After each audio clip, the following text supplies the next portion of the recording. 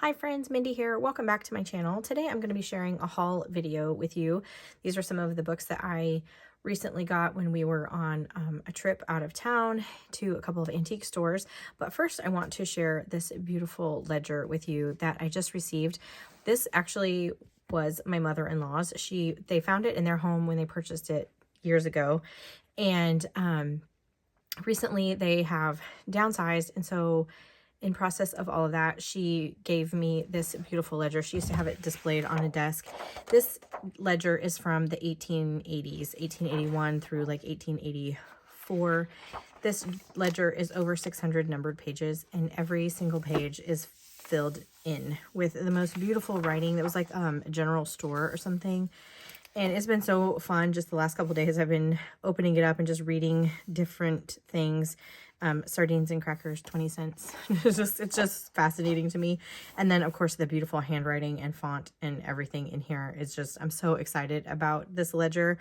I have loved this ledger the whole time that it was displayed in her home. And so I'm super excited to have it. Not quite sure what I'm going to do with it at this point, but I did want to share it because it's so good. And there's even, I can't really show you, because of the way that my camera is, but at the top you can actually see the marbling still on the foredge of the paper. It's beautiful. So you can kind of see it there, I guess. Maybe if I move it, but anyway, this ledger is huge and I love it. And I wanted to share it because it's so beautiful. So another ledger that I got, this one was actually one that I did get while we were in Kentucky.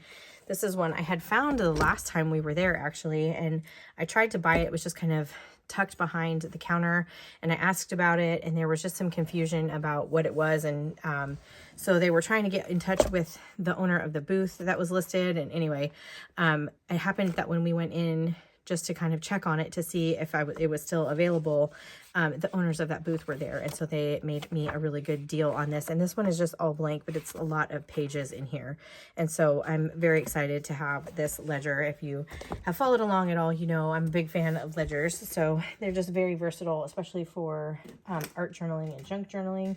Fun to work on. The paper quality is really good, so I'm very excited to have that. That was kind of what started us off on like our little adventure through another set of antique stores while we were there.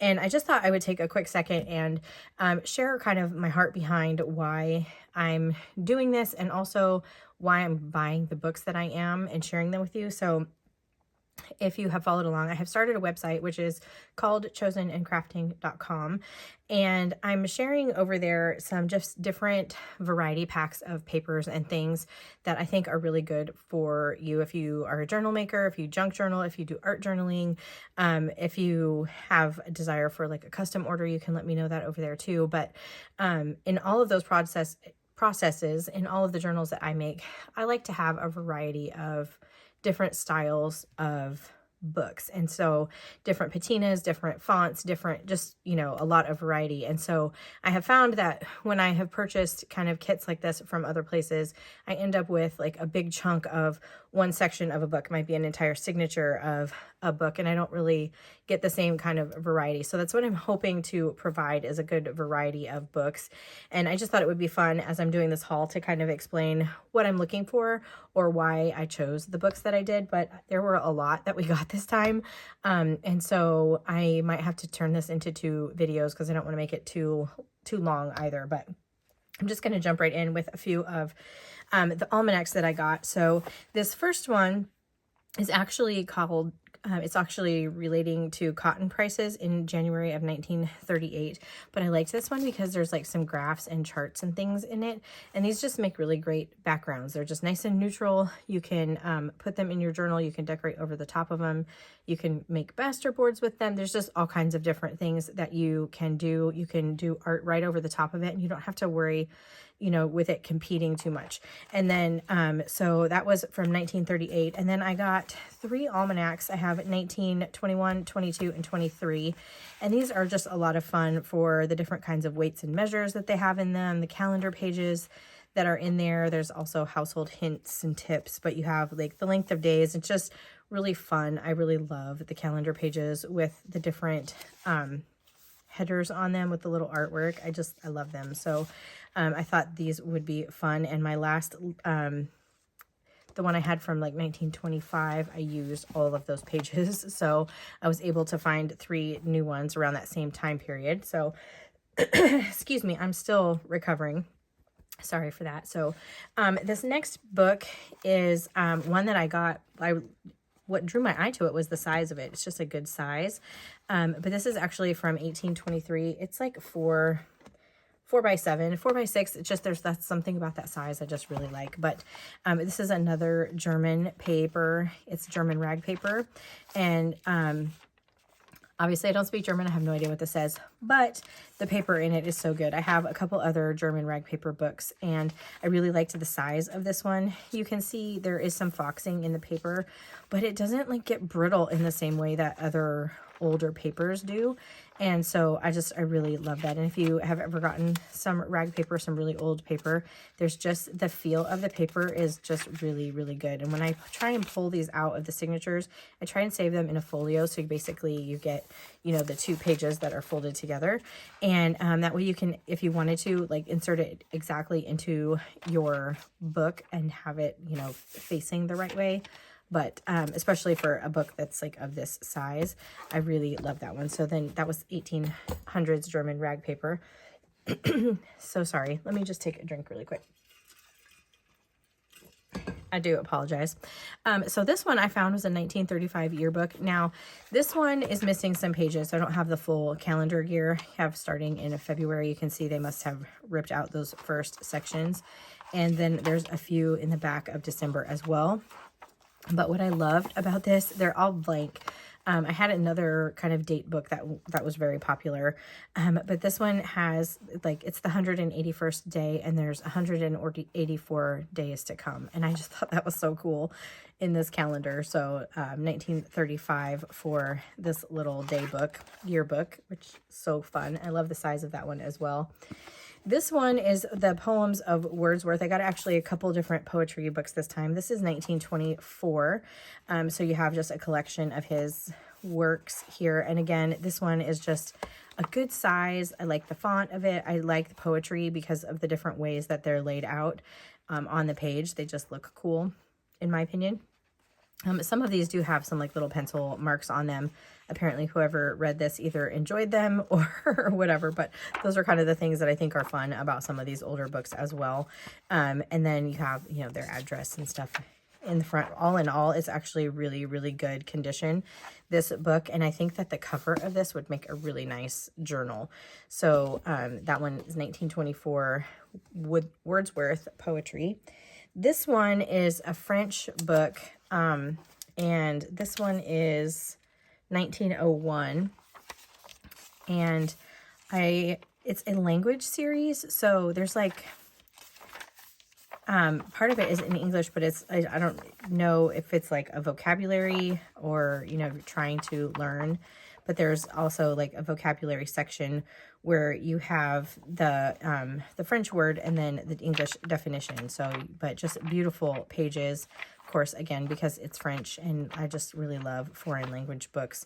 So I was excited to find this one, and again, the size, I just really love these kind of smaller books. So this was 1901 for that one. And then I found a bunch of like school books, which I'm just fascinated with. So this one is called Progressive Course in Spelling, and this is 1910. I tried to put those in here so I could find it easier. And so it's just all of these little like spelling lessons, but in here you have like some, like there's a quote from Benjamin Franklin in an example of just, you know, a beautiful cursive font. So some of them are just so cute, the little sayings and things that are in here. So I really loved this one, Progressive Course in Spelling. So I think that's going to be a lot of fun to put in some journals. The next one, so sorry about my throat. This is a Concordance, and it's the front pages are falling apart, and it was hard to find an actual date on here, but this was a donation from an estate in 1897. So I think we found like 1821, I think is about the date of this one. And so this is just, you know, a concordance, but I love all of these pages too. It's very tiny print on here. The pages are in great condition, and I'm very excited to find this one as well. Let me put that in here. And then another book, this is kind of a school book. So these are poems for children. This is Literature, Reading, and Memorization. This is book 5. So this was from 1929. You can see Mary owned it in 1931. And then it just has these beautiful poems. And I love this because this is obviously a lighter color of the paper. It's also really smooth paper, but you have like these big open areas, and then you have like the bigger font, this chunkier font, because obviously this is for children. So just so good. I love this one as well. Literature. And then I found this short French review for grammar. Again, love the foreign language books. This is from 1920. So this is more like instruction in learning French. But I just love all these pages. There's a few that have come out, which is fine. I'm going to take it apart anyway. But just, again, like the size of the page, the patina, the edging. Some of these have really, really smooth papers. Some of them you can feel them and they're more porous. So I just love that. And some of them, like this one even has a photograph in there. This is of Paris. Just fun stuff. So excited to, oh, and they even had a little drawing in there. I love it. So that one was fun to find. And then another composition and grammar. This is from 1914. You can see people practicing their writing in the front of that one. Robert. And then I love when I find things like this too. There's actually a little letter. I didn't actually take time to read this one. Just fun in there. And then the usage, pronouns, you know, just class school type things for grammar, but from 1914. So this was, you know, modern English, 1914. And then this one is modern bookkeeping, and I loved this one. This is from 1897. This one was really fun, and the paper in this one is really good too. It's like a nice smooth paper. But I always like it when you have the ones that are really old, because even like the story problems are, you know, 1890, which I think is just really cool. So this was modern bookkeeping, and the price, you know, for an oak extension table in this example is $22. So it's just fun. I don't know why I find those things fascinating. I worked in an accounting department, so maybe that's why, years ago, but I don't know. Anyway, I just love that. So really, really loving the modern bookkeeping book. I'm going to make a tower over here, and I have a feeling it's going to fall. Excuse me. This one was really interesting. This is the Pilgrims Progress. If you've ever read, like, you've probably read the more abridged version, but I cannot find an actual date for this book. I'm thinking it's 1902 from everything that we were able to look up online. And there is just some beautiful paper. This is one of those pages that's really, like, the paper is really porous on it. And I really like these for doing like paint and different things, because it just takes a different texture. So if you're an art journaler, pages like this are really great. But what I loved about this book, and I'm going to see if I can find one really quick, is that this book has not actually been, like, it's not been read, at least as far as I can tell, because this book, I don't know if you can tell, has not been cut properly. So when they bound the book and it was folded the way that it was supposed to, they usually, you know, will go in and trim off the edges, and that's what opens up these pages. And there are several in here that are still attached on the foredge.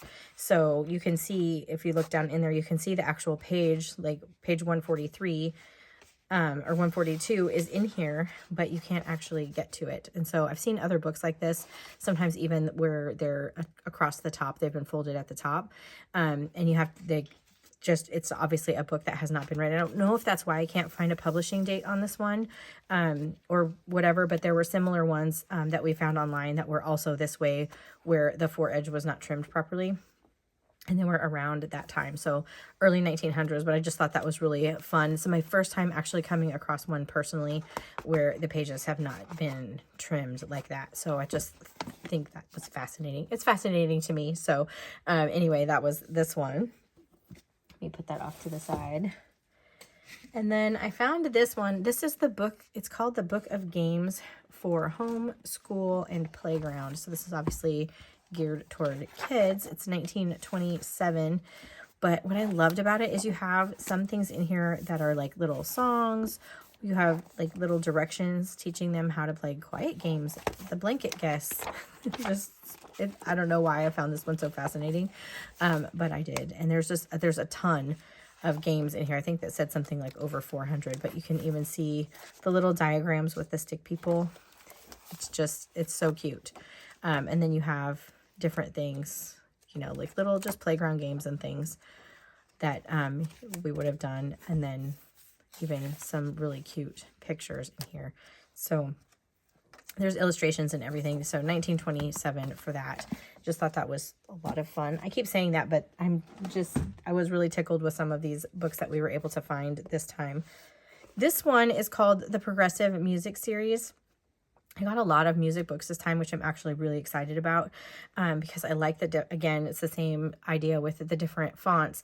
You have different styles of music and the way that they're done. This was from 1914. So here you have like a bigger font, like the bigger notes. They're just really round and bold, and just so fun, so cute. I love this. So a lot of pages in here too. And then I also found this one, which is the first year music. This one is 1914. And again, you can see kind of the difference, like even the size of the notes, the patina of the pages. Some have, you know, like both clefs. Some are just like treble. It just kind of depends on what it is. And I just think that it's really fun. And there's so many like little notes on here. Somebody thought that this one was pretty. So I just think they're fun. You can see there was an old paper clip in there, but anyway, so those will be coming along as well. And then another book that I have is this one, which is Junior Songs. And this one, what year was this one? 1918. This was actually the year my grandmother was born. And I love this one. So this one has more songs with like lyrics and different things in it.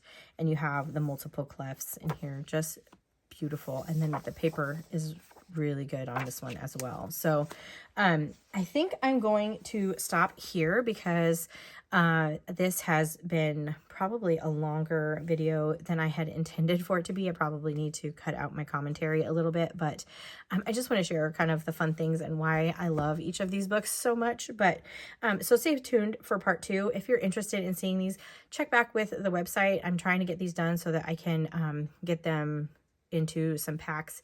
Let me know what kind of packs you would like to see. If you would like, you know, one that's just kind of all different styles of music paper or all different styles of dictionary or whatever, if there's something like that.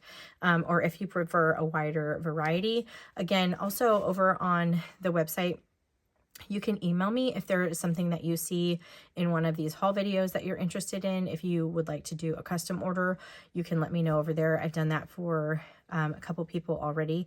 And so I really want to be accommodating in that way. And just thank you for all of your support with this little new adventure that I'm on here.